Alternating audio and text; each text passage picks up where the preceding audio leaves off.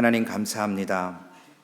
이 시간 드려지는 예배에 우리의 생명을 걸게 하시고 들려지는 말씀 속에 하나님의 음성을 듣는 귀가 열려질 수 있도록 성령 하나님 우리의 마음과 생각을 주장하시고 이 시간 깨닫는 지혜의 영을 부어주시사 오직 하나님의 말씀을 통해서 우리의 삶이, 우리의 의가, 우리의 모든 것들이 무엇을 바라고 무엇을 향해야 될 것인가를 깨닫게 하여 주시옵소서.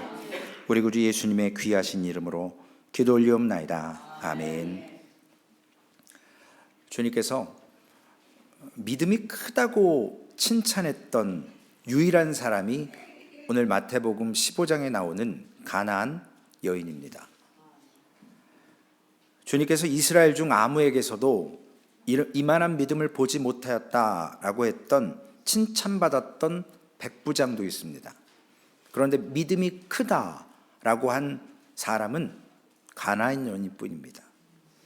이 두 사람의 공통점은 이방인입니다. 유대인들이 아니었습니다. 주님께서는 무엇 때문에 이 여인의 믿음을 크다고 칭찬하셨을까요? 이 여인에게서 주님은 어떤 믿음의 본질, 그것을 보셨을까요? 우리는 오늘 이 부분에 관심을 갖고 하나님의 말씀을 함께 나눠야 합니다. 과연 나는 이런 믿음을 소유했는가? 나의 믿음이 이 여인이 보여준 믿음과 같은 그 믿음의 진짜 본질을 나의 믿음이 나타내고 있는가 하는 질문을 우리 스스로가 자문자답을 해야 합니다. 오늘 본문을 이해하기 위해서는 먼저 본문이 위치하고 있는 앞뒤 문맥을 그리고 그 정황들을 좀 살펴볼 필요가 있습니다. 가장 유대적인 복음서라고 알려져 있는 마태복음, 사실상 이방인들에게 가장 많이 열려있는 성경이기도 합니다. 예수님의 족보에 나오는 이방 여인들이 기록되어 있고요, 동방박사들의 방문, 로마 백부장의 하인을 고쳐주시는 사건, 그리고 십자가 옆에서 신앙을 고백했던 로마 백부장, 그리고 모든 민족으로 제자를 삼으라 라고 하는 말씀, 그리고 특별히 마태복음 8장 11절 12절에서 또 너희에게 이르노니 동서로부터 많은 사람이 이르러 아브라함과 이삭과 야곱과 함께 천국에 앉으려니와 그 나라의 본 자손들은 바깥 어두운 데 쫓겨나 거기서 울며 이를 갈게 되리라. 주님의 말씀이 마태복음의 성격을 드러내십니다. 오늘 본문 마태복음 15장 21절에 예수님께서 거기서 나가사 두로와 시돈 지방으로 들어가시니, 예수님의 사역지는 유대와 갈릴리였습니다. 그런데 오늘 주님께서 약간 북서쪽으로 올라가셔서 지중해 연안에 있는 두로와 시돈이라는 지역으로 가셨습니다.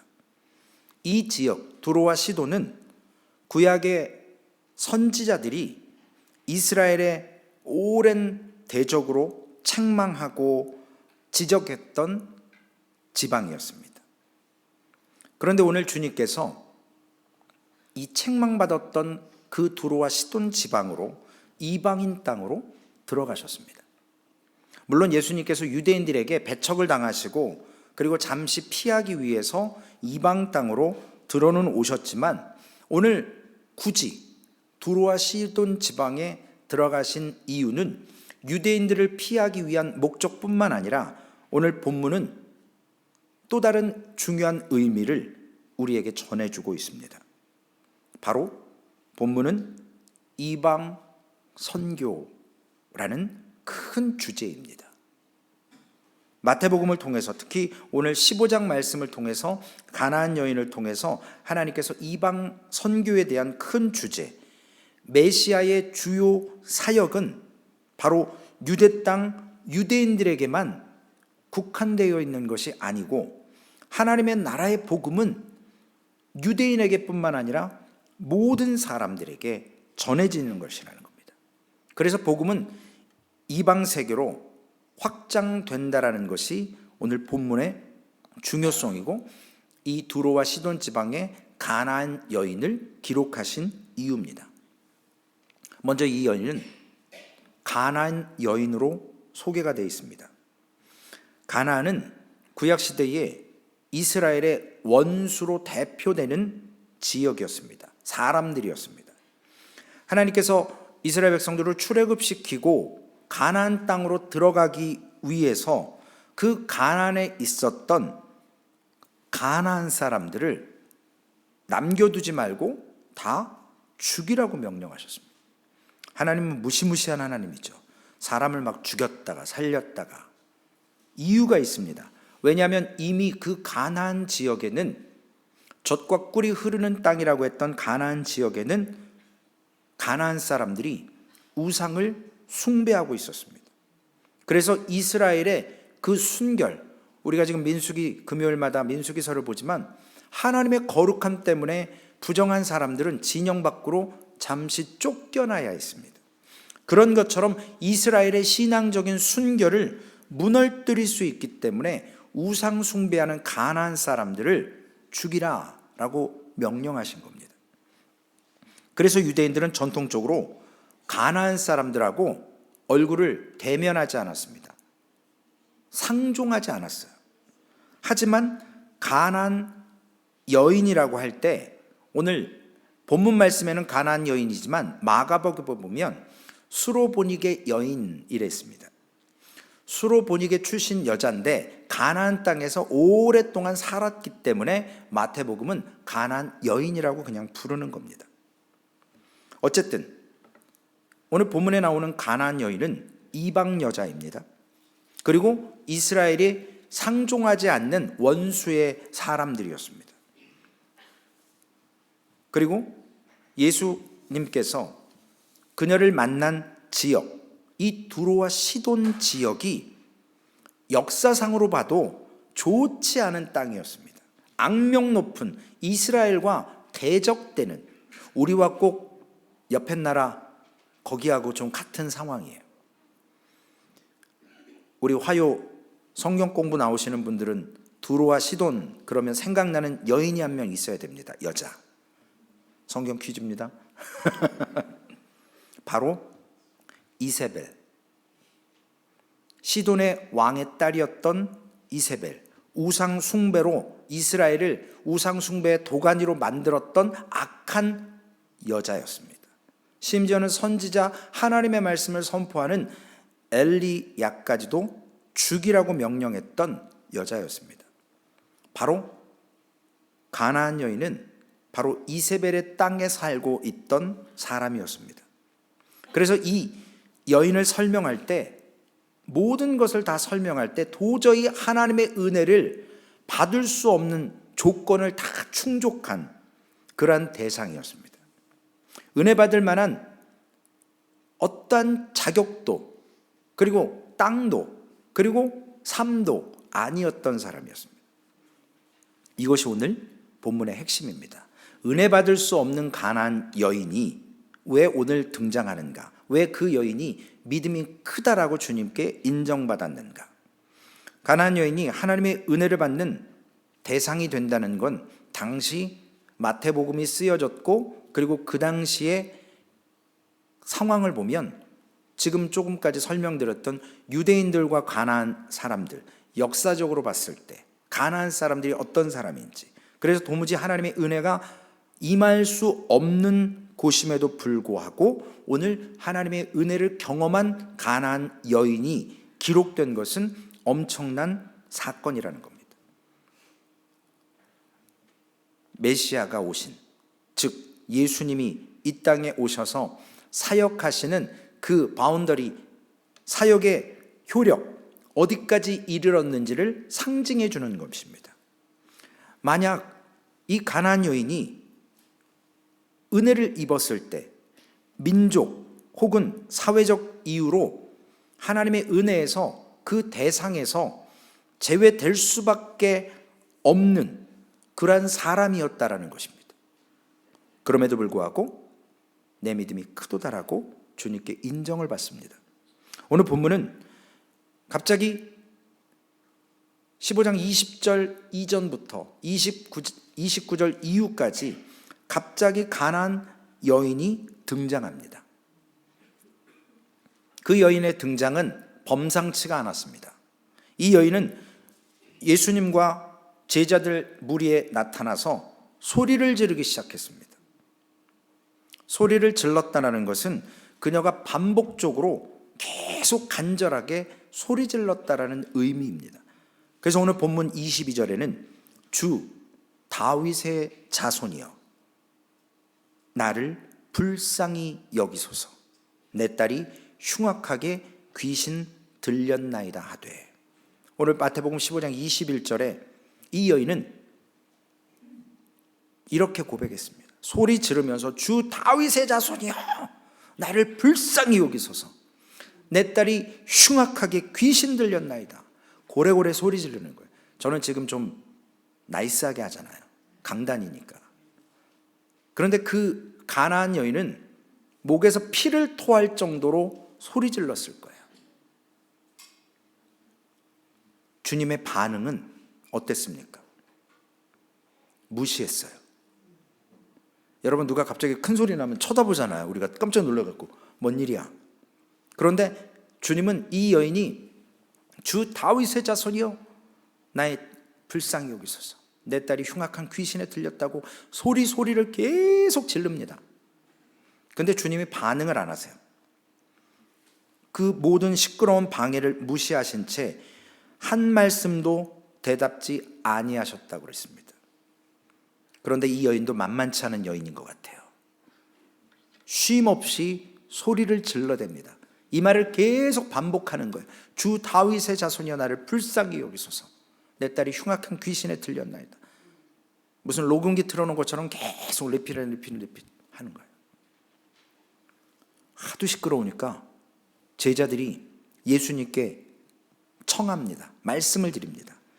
본문 23절에 그 여자가 우리 뒤에서 소리를 지르오니 그를 보내소서. 이 말은 뭐냐면 쫓아내라는 말이 아니고요, 보내라는 의미는 그 여인의 요청, 그 여인을 좀 떠나가게 해달라고.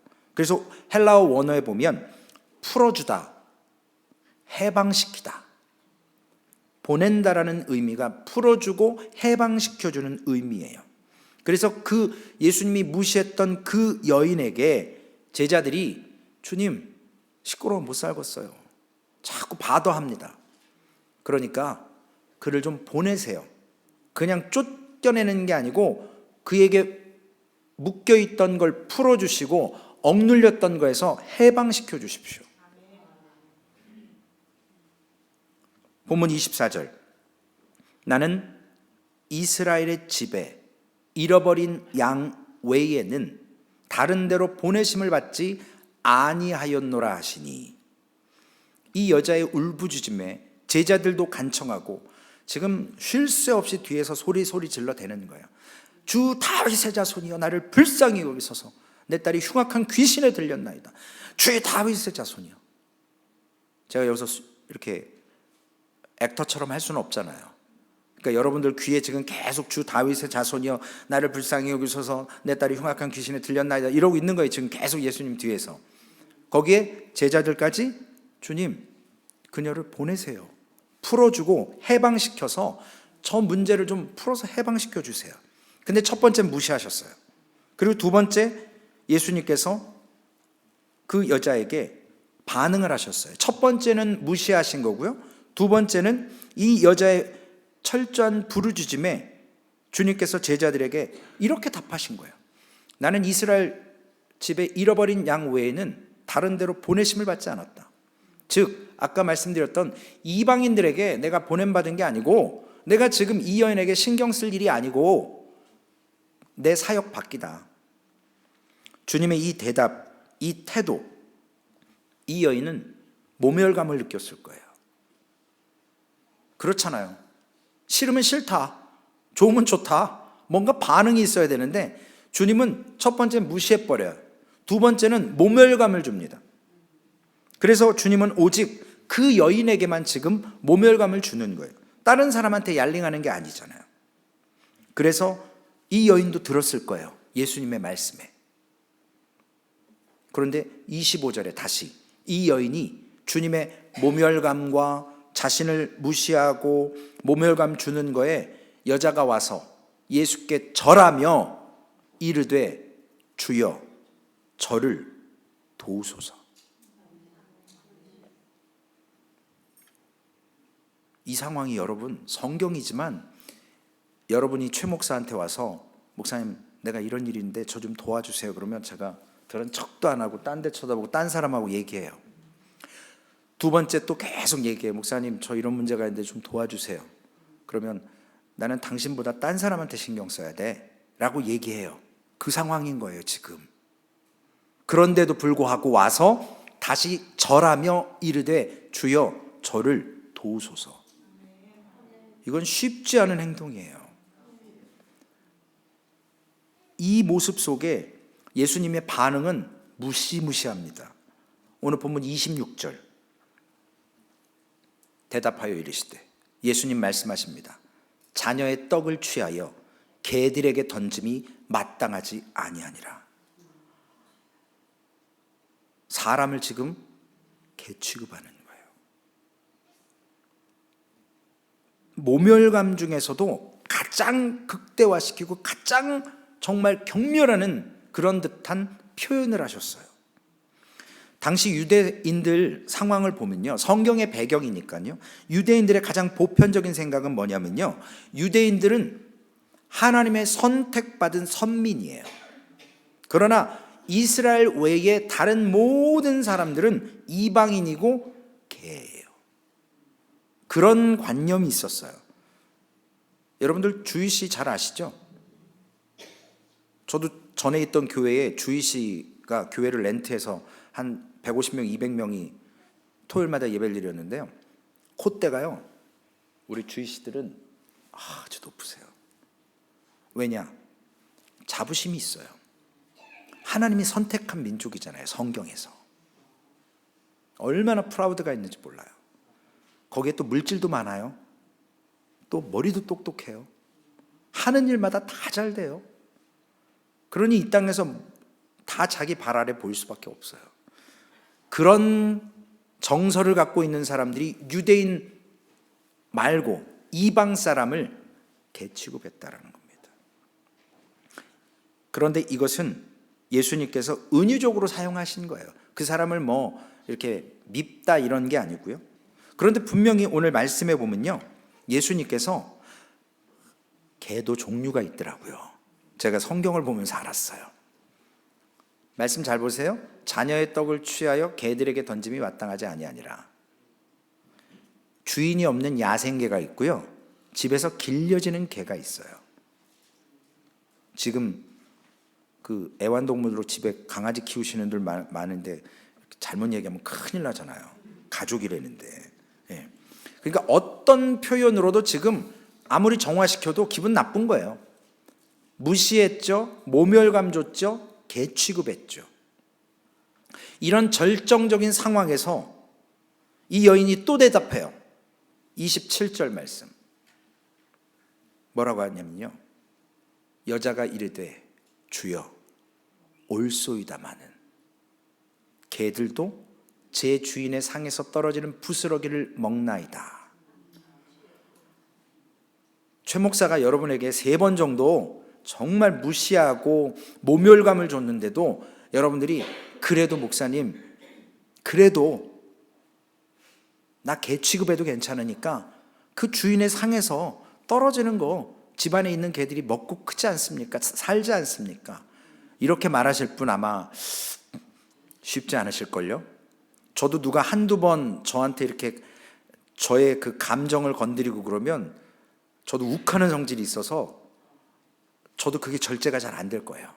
그런데 오늘 이 여인은 개 취급을 당했어도 주인 있는 개니까 그 집안에 있는 개니까 그 주인들이 먹다 남은 거 부스러기 떨어지면 주워 먹겠다는 거예요. 그거라도 달라는 거예요. 이게 뭐냐면 이 여인이 주님 앞에 자기를 개라고 인정했을 뿐만 아니라 자신이 주님께 구할 수 있는 주인이 있는 개라는 거예요. 버려진 야생개가 아니고 주님이 우리 주인이잖아요. 나는 그 집의 개니까 그 권리라도 달라는 거예요. 떨어진 거 얻어먹을 수 있는 권리라도. 주님이 이 말씀 속에서 자신이 집에서 기르는 개, 그리고 그 떨어져서 부스러기가 떨어진 걸 먹을 수 있는 그 권리, 그 부스러기로 달라고 했던 것, 이런 모든 면에 있어서 주님이 보시고 말씀하십니다. 28절에 여자여 내 믿음이 크도다. 내 소원대로 되리라 하시니 그때로부터 그의 딸이 나으니라. 귀신 들린 딸은 nothing, 아무것도 액션한 게 없어요. 이 자리에 있지도 않아요. 그럼에도 불구하고 가나안 여인의 그 모멸감, 개취급당하고 멸시당함에도 불구하고 주인의 상에서 떨어지는 부스러기도 얻어먹겠다라고 그 여인이 자신을 개로 인정하고 주님 앞에 간절히 사모했을 때 주님께서 내 믿음이 크다라고 인정해 주셨습니다. 믿음이 크다라는 말씀은 마태복음에서 이 가나안 여인에게 유일하게 주어진 칭찬이었습니다. 바리새인들은요 믿음이 없었어요. 제자들 족시도 믿음이 작다라고 예수님께서 말씀하셨어요. 그런데 이방 여인 가나안 여인은 내 믿음이 크다라고 인정을 받습니다. 칭찬하셨습니다. 그 여인의 간청대로 딸의 흉악한 귀신이 떠나가고, 즉 아까 말씀드렸던 것처럼 보내소서 풀어주고 해방시켜 주셨습니다. 이것이 오늘의 말씀의 결론이에요. 근데 이 말씀을 왜 여러분에게 드릴까요? 저는 궁금한 점이 하나 있습니다. 뭐냐면 이 여인의 믿음, 어떤 믿음이었기 때문에, 어떤 요소가 있어서 주님께서 크다고 칭찬했을까? 자존심 한번 내려놓은 거예요? 모멸감 당한 거, 무시당한 거, 그거 3번 참았다고 주님께서 낫게 하셨을까요? 믿음의 참된 본질이 무엇인지를 주님께서 말씀해 주고자 오늘 가나안 여인을 통해서 두로와 시돈까지 가셔서 이방 여인에게 주님께서 너희들에게 내가 참 믿음의 본질이 무엇인가 말씀하고자 하셨던 거예요. 그래서 이 말씀이 기록된 겁니다. 먼저 그녀는 자신이 믿는 믿음의 대상이 그리스도라는 것, 예수 그리스도라는 것, 주 다윗의 자손이라는 것, 그것을 근거해서 주님 앞에 나왔어요. 우상한테 가서 백날 천날 빌어보세요. 잠깐 뭐 질병도 나올 수 있고 뭐 이상한 건 할 수 있어요. 그러나 한계가 있단 말이에요. 우리가 알잖아요. 출애굽기에 통해서 이방 마술사들도 거의 해요. 그러나 오늘 이 여인은 주 다윗의 자손이요, 예수님을 이렇게 부른 것은 예수님을 안어해드리고 예의상한 게 아니었습니다.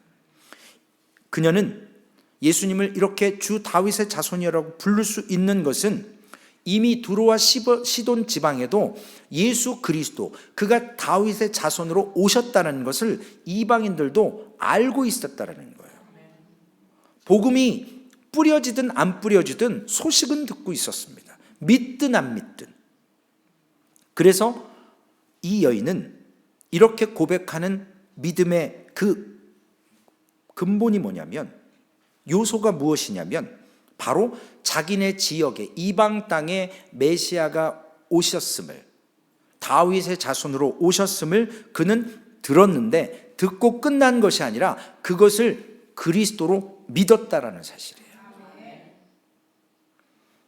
이방 소식이 이 여인에게만 들려진 게 아니에요. 두로와 시돈 지방의 많은 사람들에게 증거됐을 거란 말이에요. 그럼에도 불구하고 많이 증거되었다고 해서 다 믿는 게 아니잖아요. 모두가 주님 앞에 나온 게 아니잖아요. 이 가나안 여인만 나왔습니다. 물론 이 여인도 자신의 문제가 있기 때문에 나온 거예요. 딸의 문제가 있기 때문에. 그녀는 자신의 비참한 처지 속에서 다윗의 자손 메시아가 이 문제를 해결하실 수 있는 능력이 있었고 그분을 다윗의 자손으로 그리스도로 믿었기 때문에 그분께 나온 거예요. 그런데 대부분의 사람들은 그 얘기를 들었지만 믿지 않았고요. 문제가 있어도 주님 앞에 나오지 않았다라는 거예요. 그것이 다른 문제예요. 신앙은 신앙의 대상에 대한 뚜렷한 통찰력이 있어야 돼요. 분명한 것을 알고 믿어야 돼요. 우리가 왜 설교를 듣고 왜 성경 공부를 하고 왜 자꾸 교회 와서 지식을 배우는 것처럼 성경을 배워야 하냐면 하나님을 영이시기 때문에 볼 수가 없어요. 만질 수가 없어요. 우리가 그분을 말씀으로만 알아갈 수 있다라는 거예요. 하나님은 영이시기 때문에 말씀을 통해서 나타나십니다. 그래서 말씀을 알아야 돼요. 배워야 돼요. 묵상해야 돼요. 우리가 성경 암송 그거 치매 안 걸리려고 외운다고 생각하지 마세요. 말씀을 묵상하고 다 못 외우셔도 그 말씀을 읽으려고 말씀을 붙드는 순간순간마다 여호와는 우리와 동행하신다라는 거예요. 이 가나안 여인은 주 다윗의 자손이여 그랬습니다. 주 로드. 22절에 주 다윗의 자손이여. 25절에 주여 저를 도우소서. 27절에 주여 올소이다마는 말끝마다 예수 그리스도를 주라고 했습니다. 3번 나옵니다. 당시에 주라고 하는 것은 어떤 남자, 일반적인 남자에 대한 호칭이었습니다. 그런데 성경에 기록되어 있는 20여 번의 마태복음에 기록되어 있는 숫자를 보면 3번 정도를 빼고 나머지 모든 것들은 한두 번을 빼고 모든 것들은 믿음에 대한 고백, 우리가 믿는 분이 주, 로드, 그분이다 라고 하는 사용으로 했다라는 것입니다. 그러니까 모르고 그냥 남자 주라고 한 게 아니라 내가 믿음의 대상, 그분이 우리의 주님이라는 걸 알고 주 다윗의 자손이요 라고 고백한 거예요. 백날 첫날 교회 나와도 그분이 하나님이라고 신뢰하지 못하고 믿지 못하면 종교인인 거예요. 우리가 흔히 얘기하는 것처럼 교회에 헛나오시는 거예요. 그래서 내가 믿는 대상이 누군지를 명확하게 알아야 되는 거예요. 그렇다면 이 여인이 예수님을 주라고 고백했고 구약 성경에 여호와 하나님을 고백하는 그 믿음을 담고 지금 주님 앞에 나왔다라는 거예요. 그러니까 그 모멸감이나 멸시나 개취급을 당해도 그분이 주라면 해결할 수 있는 유일한 분이 그분인 걸 알기 때문에 여기서 떠나가면 해결 방법이 없다라는 걸 아는 거예요. 그러니까 멸시를 당해도 개취급을 당해도 모멸감을 당해도 붙들 수밖에 없는 거예요. 소리 지를 수밖에 없는 거예요. 그녀가 주님으로부터 멸시당하고 한 걸음도 뒤로 물러서지 않고 오히려 주님 앞에 무릎을 꿇고 주여 도우소서라고 고백하는 그 모습은 바로 예수님께서 말씀하고자 하신 참된 믿음이라는 거예요. 믿음의 대상이 분명해요. 그리고 그분이 하나님이라는 걸 알아요. 그리고 나를 해결하실 수 있는 유일한 분이라는 걸 알고 찾아와서 호소했고, 그러기 때문에 주님이 그 참된 믿음을 보시고 내 믿음이 크다라고 말씀하신 겁니다. 믿음의 대상이신 그리스도를 바르게 아는 그 근거를 우리가 신앙 가운데 우리를 빼앗아갈 수 없도록 우리가 말씀으로 늘 다져져야 합니다. 그녀의 믿음의 근거는 하나님께 있었고요, 그리스도에게 있었어요. 그렇기 때문에 참된 믿음인 거예요. 모든 것을 이길 수 있도록 끝까지 그녀가 주님 앞에서 소리 지르며 간청했던 지속적인 믿음이 참된 믿음이라는 겁니다. 그래서 오늘 본문 27절에 주여 올소이다마는, 주님이 오르신 거예요. 그분이 하나님이시고 그분이 메시아시고 그분이 주님이시기 때문에, 그분이 치료하실 수 있기 때문에, 그분이 풀어주실 수 있기 때문에, 그분이 해방시킬 수 있기 때문에 주여 올소이다마는. 지금 자신이 오른 게 아니에요. 전능하신 Almighty 그분인 거예요. 그 하나님이 오르신 거예요. 그분이 우리한테 개라고 해도 뭐라고 해도 그분이 참 하나님이심을 믿는 믿음이 있으면 그분이 뭐라고 한들 내가 믿는 대상이 불변되는 게 아니에요. 그러나 사람은 사람을 믿음의 대상이 아니에요. 그렇기 때문에 사람 사이에 신뢰가 무너질 수 있고 질투할 수 있고 그리고 분열할 수밖에 없고 그리고 그런 무시나 천대를 당하면 떠나갈 수밖에 없는 겁니다. 오늘 그녀는 하나님께서 창세기 12장 1절과 2절에 아브라함에게 주신 그 약속의 말씀은 알지 못했을 거예요. 내가 너로 큰 민족을 이루고 내가 내게 복을 주어서 내 이름을 창대케 하리니 너는 복이 될지라. 옛날 성경에 보면 너는 복의 근원이 될지라.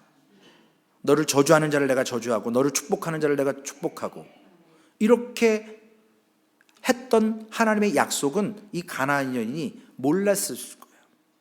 그럼에도 불구하고 이 여인은 유대인에게만 복음이 증거되는 게 아니고 이방인에게도 하나님께서 구원의 은혜를 베푸실 줄을 믿고, 그분이 하나님이기 때문에 비록 하나님께서 유대인들을 선민으로 뽑기는 했지만 그 하나님이 이 땅에 오셔서 메시아로 오셔서 주로 오셔서 우리에게 구원의 은혜를 베푸실 것을, 자기의 지금 이 문제, 흉악한 딸의 귀신을 떠나고 해방시키고 풀어줄 걸 믿었기 때문에 그 믿음을 가지고 주님 앞에 나온 것이라는 사실입니다. 두 번째 이유는요, 이 여인이 왜 믿음이 크다고 했을까? 그녀는 겸손함이 있었습니다. 진정한 겸손함. 겸손은 참된 믿음의 본질이기도 합니다. 교만한 믿음은 없어요. 교만한 사람이 믿음이 있다라고 인정받을 수가 없는 거예요. 지난 금요일 날 그런 말씀드렸죠. 거룩함이 없는 구원도 없어요. 하나님의 임재 가운데 그 거룩함 가운데 구원이 있는 것이지, 부정한 것들은 그 거룩함에서 그 지경을 구분시켰습니다. 주님께서 3차례 이 여인에게 모욕감을 줬어요. 그러나 이 여인은 물러서지 않았습니다. 여기서 중요한 것은 우리가 이제 이렇게 얘기할 수 있어요. 단순히 물러서지 않은 이유가 끈질김이 아니라 그녀로 하여금 모욕감을 거듭거듭할수록, 대부분 모욕감 당하면 다 떠나버리거든요. 에이, 더럽고 채사해서 내가 안 하고 말지, 그러고 가버려요. 이 자존심이 허락을 안 하는 거예요. 자기의 의가 받아들일 수가 없는 거예요. 그러나 이 여인은 그러한 문제 앞에서 모욕감을 경험해도 물러서지 않았습니다. 대부분의 사람들은 아무리 심각한 문제가 있고 사랑하는 딸이 흉악한 귀신에 들렸어도, 잡혀 있어도 이런 모멸감을 당하면 대부분의 사람들은 떠나가 버릴 겁니다. 은혜를 구하지 않을 거예요. 그러나 절박한 상황에 있다고 해서 모든 사람이 주님 앞에 있는 건 아니에요. 주님 앞에서도 떠나가잖아요. 우리 몇 주 전에 말씀 나눴죠. 부자 청년 관원, 주여 어떻게 하면 영생을 얻으리까? 내가 무엇을 하여야 될까? 내게 한 가지 부족한 것이 있다. 내 재산을 팔아서 가난한 자를 나눠주고 나를 따르라. 그 청년을 보시고 사랑했어요. 그런데 그 청년은 거기까지인 거예요. 그의 믿음은. 모욕감을 줬습니까? 멸시를 했습니까? 주님이? nothing, 아무것도 안 했어요. 그러나 그 부자 청년 관원은 이 물질이 신인 거예요. 내가 이걸 의지하는 거예요. 가나안 여인처럼 주님을 의지하는 게 아니라는 거예요. 율법으로는 어렸을 때부터 지켜왔겠죠. 그러나 율법을 지킴으로 구원받는 것, 율법을 지킴으로 믿음이 생기는 건 아니라는 겁니다. 오늘 본문은 주님께서 특정인에게 가장 극단적이고 모욕적인 말과 태도를 보여주신 내용이에요. 다른 성경에 보면 예수님께서 이렇게 심각하게 비유를 써가면서 사람을 개라고 비유든 것은 없습니다. 주님께서 그 여인의 믿음이 크다라고 이례적으로 칭찬하신 것은 주님의 의도가 있으셨을 거예요. 꼭 그 땅에 가서 참된 믿음을 알게 하시고 참된 믿음의 근거가 무엇인지 보여주시려고 하신 겁니다. 지금 드리는 말씀이 너무나도 중요한 말씀입니다. 저와 여러분에게 주님께서 여행을 통해서 이 가나안 여인을 통해서 보여주시고자 했던 참된 믿음은요, 우리의 자존심, 우리의 의, 여기에 스크래치를 하고 상처를 주면 대부분의 사람이 무너집니다. 주님 앞에서 떠나가 버립니다. 그런데 이 여인은 그걸 감수하면서도 자신의 자존심이나 자신의 의를 믿음보다 앞세우지 않고 주님 앞에 내려놓고 주님을 붙잡았다라는 겁니다. 대부분 모든 사람들이 여기서 다 떠나가요. 여기서 다 포기해요. 여러분이 주님 앞에 나오기 위해서 오늘 여러분의 의와 여러분의 자존심을 내려놔야 합니다. 제가 부끄러운 고백 하나 할까요? 이것도 원고에 없는데 우리 티나자매 I'm sorry. 제가 목회하면서 목사님 아들한테 가서 무릎 꿇은 적이 있어요. 교회를 안 나와서. 정말 자존심 내려놓고 제가 잘못한 거 하나 없어요. 목사님 아들이에요. 저는 아들이 없어서 잘 모르겠지만 이분이 뭐에 삐졌는지 교회를 안 나오세요. 본인만 안 나오면 괜찮은데 교회 편집 풍파를 다 일으켜요. 그래서 제가 기도하다가 도저히 안 되겠어서 찾아갔어요. 그 무릎을 딱 꿇었어요. 제가 뭐 잘못했습니까, 집사님? 어떻게 하면 집사님께서 다시 나오셔서 신앙을 회복하고 제가 목회하는데 함께 협력해서 일을 하시고, 그리고 집사님으로 인해서 지금 많은 사람들이 잘못된 그러한 신앙의 모습을 보고 있는데 집사님이 나오셔서 정말 믿음의 모습이 무엇인가, 목사님 아들이시니까, 저도 목사니까 목회를 하면서 하나님 앞에 좀 섰으면 좋겠습니다. 제가 무릎을 건 1시간을 꿇고 있었어요. 부인 집사님이 일 갔다 오더니 막 놀래갖고 막 저를 이렇게 세우는데 어떻게 됐을까요, 결론이? 그분이 교회 나왔을까요, 안 나왔을까요? 나왔어요? 안 나왔어요? 안 나오더라고요. 제가 그날 이후부터 사람 앞에 무릎 안 꿇기로 했어요. 하나님께만 무릎 꿇기로 했어요. 제가 원래 사람 안 무서워하거든요. 근데 목회하겠다고 정말 자존심 내려놓고 그 사람 마음을 한번 변화시켜 보겠다고 무릎을 꿇었는데 제가 하나님 앞에 회개했어요. 하나님, 이게 믿음이 아니잖아요.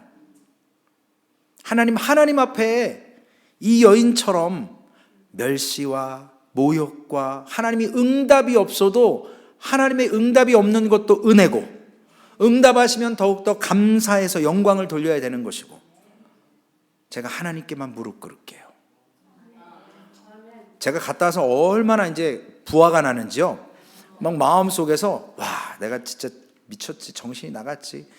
야, 나 같은 사람이, 야, 저 사람한테 무릎을 왜 꿇었지? 제정신이 이제 돌아오는 거예요. 그러면서도 지금도 기도해요. 그분을 놓고. 그 잃어버린 영혼이 하나님 앞에 회개하고 돌아오기를 기도합니다. 천국에서 만날지 안 만날지 모르겠어요. 말씀으로 돌아갑니다. 우리의 의가, 우리의 자존심이 교회 안 나오는 게 목사한테 가장 큰 무기인 거예요. 나 안 나가 교회. 제가 한 번은 교회 나오지 말라 그랬어요. 성도님한테 한번 교회 나오지 말라 그랬어요. 그런데 그분이 에베소서 교회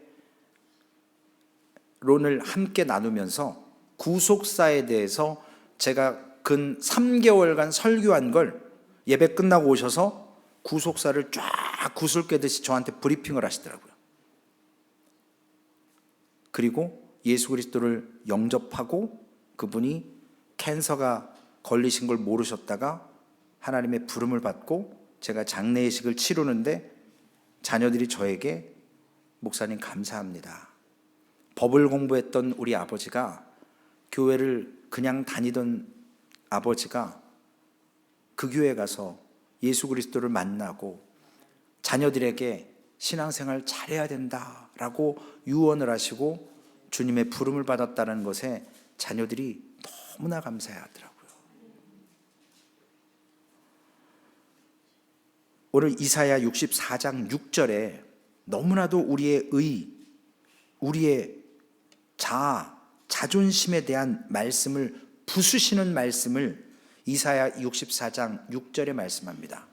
무릇 우리는 다 부정한 자 같아서 우리의 의는 다 더러운 옷 같으며 우리는 다 잎사귀같이 시들므로 우리의 죄악이 바람같이 우리를 몰아가나이다. 여기 더러운 옷이 원어적인 표현으로 무엇인지 아십니까? 우리 금요일 날 말씀 나눴죠? 여성들에게 있는, 남성들에게 있는 유출병, 여성들의 생리혈이 묻은 천이에요. 더러운 거예요. 우리의 의가 그런 것처럼. 그래서 우리의 인간으로 내세울 수 있는 의로움이라는 것은 하나님 앞에 이와 같이 그 더러운 천과 같은 거예요. 귀하게 모셔두지 않잖아요. 버려야 되는 거예요. 고린도후서 5장 21절에 이런 말씀을 또 하나 하십니다. 우리 이번 주 성경 암솔 구절이에요. 우리 황 집사님 안 띄워주시는 거 보세요. 암솔 구절이니까. 우리 한번 고린도후서 5장 21절 띄워주세요. 우리 못 외우신 성도님들도 있고 하니까 우리 함께 말씀을 천천히 한번 신앙의 고백처럼 한번 해보시자고요. 함께 읽습니다. 하나님이 죄를 대신하여 죄로 삼으신 것을 우리로 하여금 그 안에서 하나님의 의가 되게 하려 하심이라. 우리가 한 거 없잖아요. 죄를 알지도 못하신 이를 죄로 삼아버렸어요. 그러므로 인해서 우리가 하나님의 의가 되게 하시는 거예요. 그 의 앞에서, 하나님의 의로운 의 앞에서 우리의 자존심과 우리의 그 모멸감, 멸시, 그것 가지고 우리가 교회를 떠나고 사람을 힘들게 하게 합니다. 복음은 인간이 자기의 의로는 거룩하고 의로우신 하나님 앞에 절대로 설 수 없다라는 거예요. 우리끼리는, 사람끼리는 절대로라는 말이 안 돼요. 근데 하나님께 쓸 때는 절대로 안 돼요. 우리의 의로 구원받을 수 없어요. 우리의 의로 천국 갈 수 없어요. 오늘 복음은 인간의 의로는 아무런 능력, 효용이 없고 오직 하나님의 거룩한 의로만 가능한 거예요. 그래서 그것이 구원의 선물이고 은혜인 겁니다. Amazing grace. 그분 앞에 서기 위해서 그리스도의 의가 필요한 거예요. 우리의 의, 우리의 자존심, 우리의 학력, 우리의 능력, 우리의 물질, 우리의 지식 아니라는 겁니다. 하나님께서 믿는 자들에게 하나님의 의, 그리스도의 의, 성령을 통해서 우리에게 받은 것을 깨닫게 해주시는 것. 그러므로 우리가 주를 고백함으로 영접하는 자, 곧 그 이름을 믿는 자들, 하나님의 자녀가 되는 권세를 주시는 거예요. 그 권세를 받았는데 그 권세를 누리지 못해요. 믿음의 대상이 불분명하기 때문에 그렇습니다. 나의 자아가, 나의 자존심이 하나님의 의보다 앞서기 때문에 그래요. 참된 복음은 인간이 자기의 의를 그 걸레 조각처럼 여기지 않으면 하나님 앞에 설 수가 없는 거예요. 여러분 오늘 교회 나오셨는데 여러분이 마음 먹고 교회 나오셨잖아요. 근데 그 마음 먹음 이전에 성령 하나님께서 감동을 주셔서 나오게 하는 마음과 생각을 허락하신 것을 믿으시기를 바랍니다. 내가 결단했다고요? 내가 뭐 의지하고 내가 작심삼일이에요. 사람은 오래 못 가요. 그런데 여기 중요한 게 있습니다. 복음을 전하면요, 사람들은 반감이 생겨요. 왜냐? 우리는 죄인이기 때문에. 우리는 자기의 자만심, 자존심이 있기 때문에 생명의 말씀, 진리가 선포되어질 때 우리가 반응하는 것은 반감이 드는 거예요. 뭐라고? 나한테 지금 죄인이라고? 지금 나 들으라고 하는 소리야? 왜 나를 지적하지? 이런 마음이 들게 해요. 왜냐? 복음은 우리의 우리의 자존심을 깨는 거예요. 그걸 경험하신 분들은 하나님의 은혜예요. 날 자꾸 바더하네? 교회에서? 그러면 하나님의 은혜가 시작되는 거예요. 그걸 가나안 여인처럼 자신의 자존심, 자신의 의를 내려놓고 모멸감을 당해도 주님이 그분이 메시아이고 그리스도임을 믿는다면 불편해하지 말아야죠. 반감이 들었어도 이건 육신의 반응, 그러나 그분이 참된 하나님이심을 믿는다면 순종해야죠. 거기서 설렌더가 들어가야 돼요. 어느 신학자가 이런 얘기를 했습니다. 큰 은혜를 받은 어떤 회심한 한 사람이 10년이 지난 후에 바리새인이 돼 있대요. 종교인이 돼 있대요. 바리새인, 종교인, 이 말 뒤에는 뭐가 따라오냐면요, 그 사람에게는 은혜가 없다라는 말이에요. 여러분들이 신앙생활 하시면서 은혜를 체험하지 못하시면 그거는 something wrong, 잘못된 거예요. 신앙생활 하면서 오히려 천국을 맛보고 기쁨을 갖고 하나님이 주시는 힘을 가지고 해야 돼요. 그게 은혜거든요. 고난 가운데서도 고난이 내게 왜 유익입니까? 하나님이 주시는 은혜를 경험하니까 은혜인 거예요. 오늘 이 여인이 만약에, 저는 엉뚱한 생각을 해봤습니다. 만약에 딸이 안 낳았어요. 어땠을까요? 응답이 없었어요. 어땠을까요? 이 여인은 지금 딸이 낳는지 안 낳는지 모르는 거예요. 말씀을 자세히 읽어보세요. 딸과 함께 있지 않았잖아요. 말씀에 나와 있지 않아요. 그러나 분명한 것은 그 여인의 그 큰 믿음을 통해서 하나님께서 내 믿음이 크도다. 집사님 한 번만 띄워주시겠어요? 그 말씀.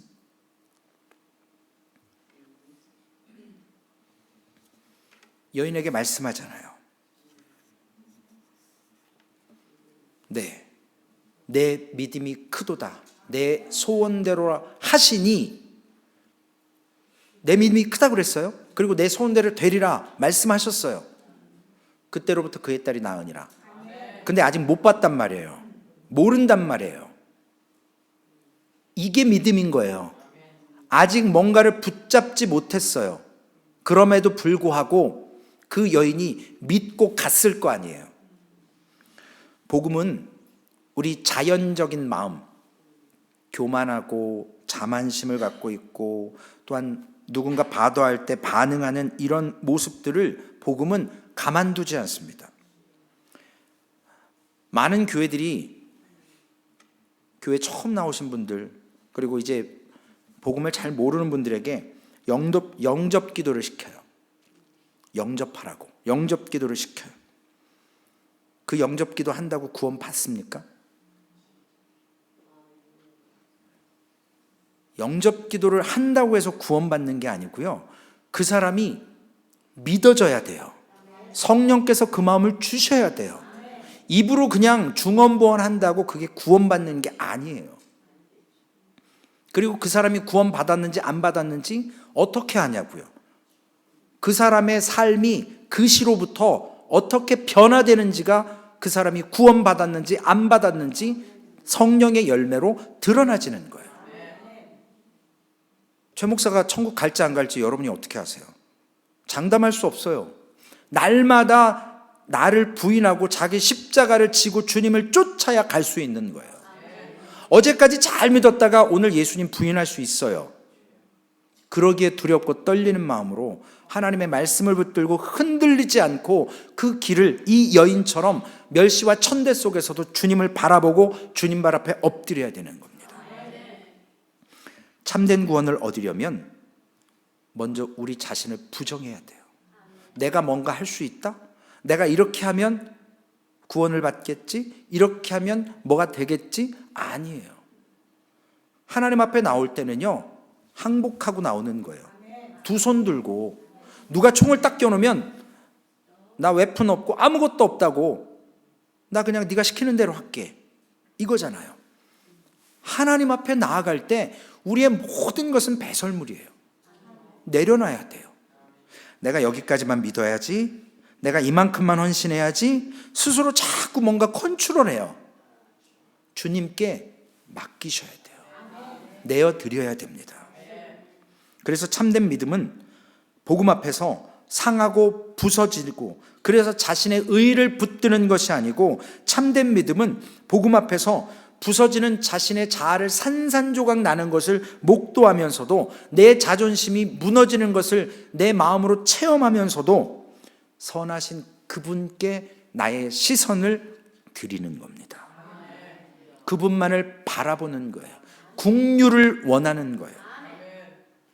여러분, 물러서지 마세요. 주님을 어느 정도까지 믿을래다가 나도 도대체 어디까지 겸손해지려는 거야? 어디까지 낮아지려는 거야? 라고 포기하지 마세요. 스스로 절제하지 마세요. 하나님께서 여러분들을 요나처럼 배 밑 고물까지, 바닥까지 내릴 때가 있어요. 큰 물고기에 삼켜서 물고기 뱃속에 3일 동안 냅두는 이유가 있어요. 예수 그리스도의 죽어주심의 예표잖아요. 그래서 내가 요나의 표적밖에 너에게 보일 게 없다고 말씀하시잖아요. 하나님의 은혜를 붙잡을 수 있는 참된 믿음을 간구해야 됩니다. 우리가 회심할 때는요, 한 번 믿겠다고 결정하고 그것이 다가 아니라는 거예요.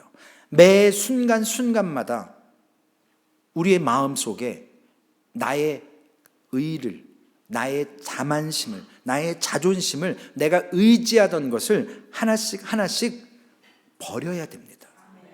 그런데 신앙생활하다 보면 나의 의를 하나씩 하나씩 모으는 분들이 보여요. 왜 그 버렸던 것을, 배설물을 다시 또 저금하시냐고요. 버리셔야 돼요. 제가 살쪄 보니까요, 몸이 무거워갖고 침대에서 일어나는 게 굴러야 돼요, 옆으로. 이렇게 안 일어나져요, 뱃살이 나와서. 근데 살이 쫙 빠지잖아요. 사모가 저를 딱 쳐다보고 뭔가 오도하기 전에 제가 움직여요. 몸에서 반응을 해요. 뭐 시키겠구나, 그러면 알아서 먼저. 그리고 동작이 빨라져요. 하나님께서 우리에게 은혜를 주실 때 우리가 반응 속도가 빠르냐 늦으냐가 보여진다라는 겁니다. 오늘 가나안 여인이 가졌던 그 절박함이 우리에게도 매일매일 있어야 됩니다. 어제 은혜 주셨으니까 오늘 주일날 예배 드렸으니까 내가 일주일을 이 예배를 통해서 내가 힘을 얻고 살아야지. 아니요. 내일 또 하나님 앞에 삶의 예배 속에 하나님의 말씀을 붙들고 기도하시고 간구하셔야 됩니다. 하나님이 부어주신 은혜를, 그 힘을 공급받고 사셔야 됩니다. 예수를 믿고 오래되신 분들의 특징을 제가 하나 말씀드릴까요? 점잖으세요. 예수님을 믿는데, 교회에서 신앙생활하는데 점잖게 믿으세요. 은혜에 대한 갈급함이 없어요. 은혜를 구하지 않아요. 바리새인처럼, 종교인처럼 나와요. 조금만 은혜가 있어도 That's enough. 그 은혜로 그냥 살지 뭐, 이렇게 돼요. 또 하나의 문제는 이런 가나안 여인처럼의 절박한 모습이 우리의 매일의 삶에 있어서 주님께 나아가야 되고요. 두 번째로는 이 가나안 여인이 예수님을 뒤에서 소리 지르며 방해했잖아요. 시끄럽게. 그러니까 제자들이 보내소서 그러잖아요. 여러분도 우리 하나님을 방해하셔야 돼요. 무슨 말인지 이해 가세요? 지존하신 그 하나님 보좌에 그냥 앉아 계시게 하지 마시고 성령 하나님과 예수 그리스도를 좀 방해하시라고요. 주님 붙들고 자꾸 주님 앞에 매달리셔야 돼요. 간구하셔야 돼요.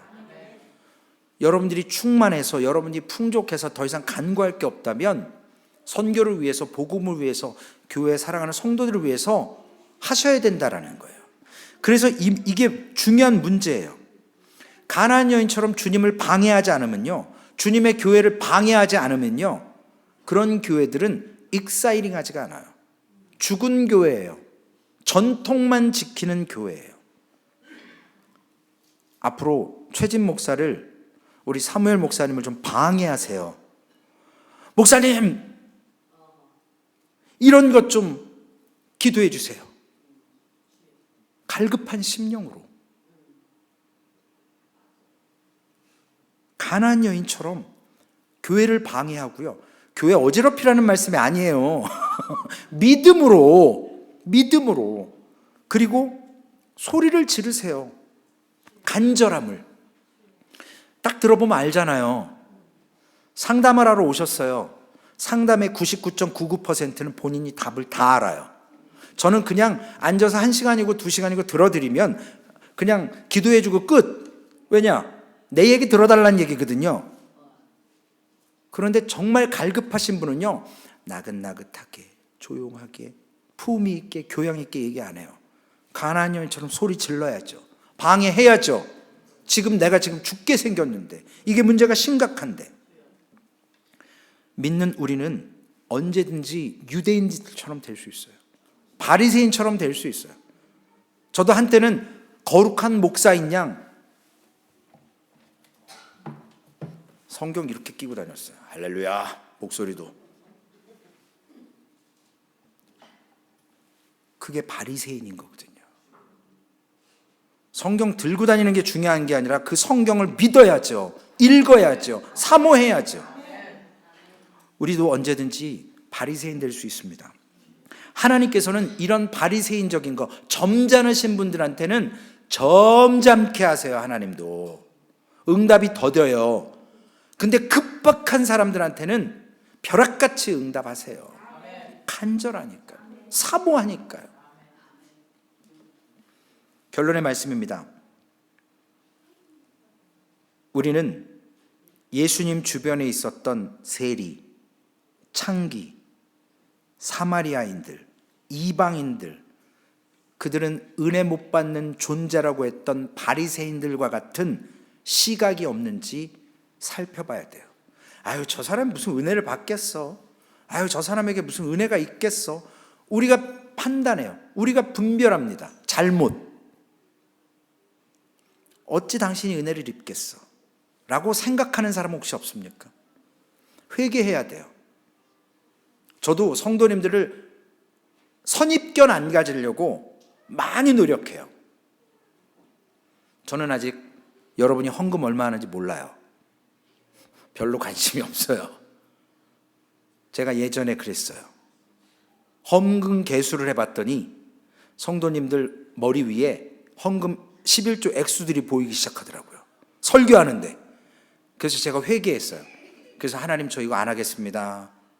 그러니까 재정 맡으신 우리 황 집사님 귀하시고요. 우리 교회 모든 분들 귀하신 거예요.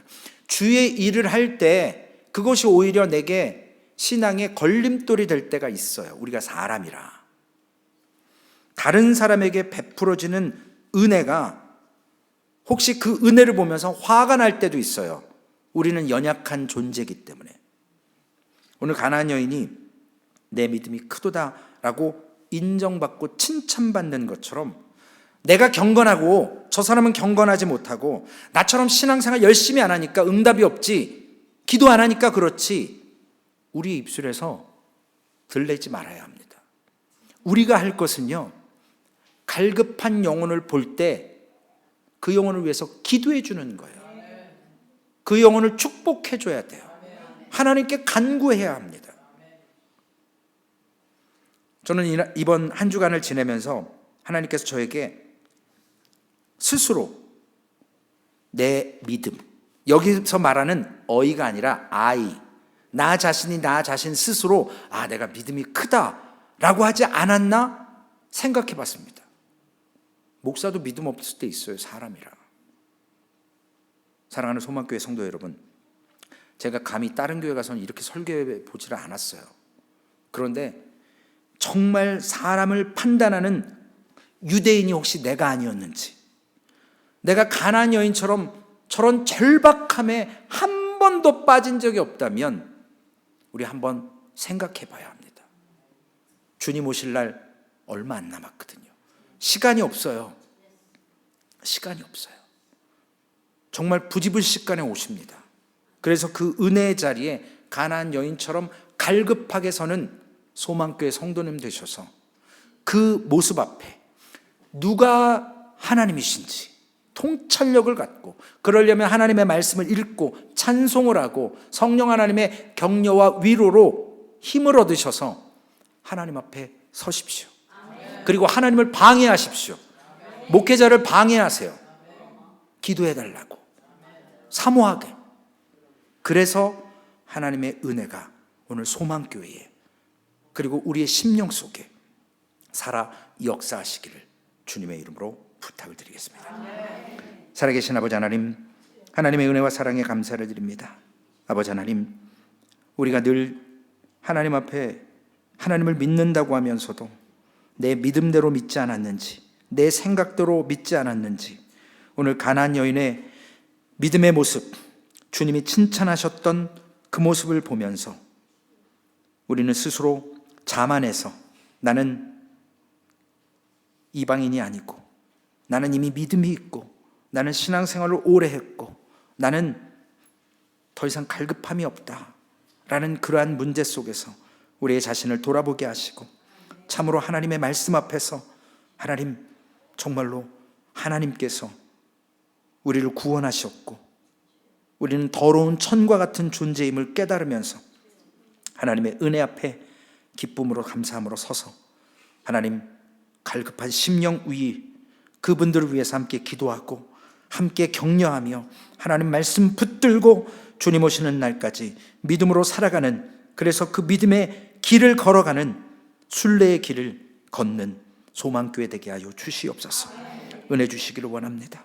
갈급한 심령 위에 거룩한 하나님의 성령의 은혜가 있기를 원합니다. 오직 주 예수 그리스도의 이름으로 승리하기를 원하오니 그 심령 위에 안수하시고 회복시키시고 풀어주시고 해방시켜 주셔서 존귀하신 우리 하나님의 역사하심이, 그래서 우리가 하나님을 더욱더 사모하게 하시고 그 믿음 앞에서 늘 겸손하게 하나님의 의를 바라며 살아가는 소망교회 되게 하여 주시옵소서. 우리 구주 예수님의 이름으로 감사하며 기도 올리옵나이다. 아멘.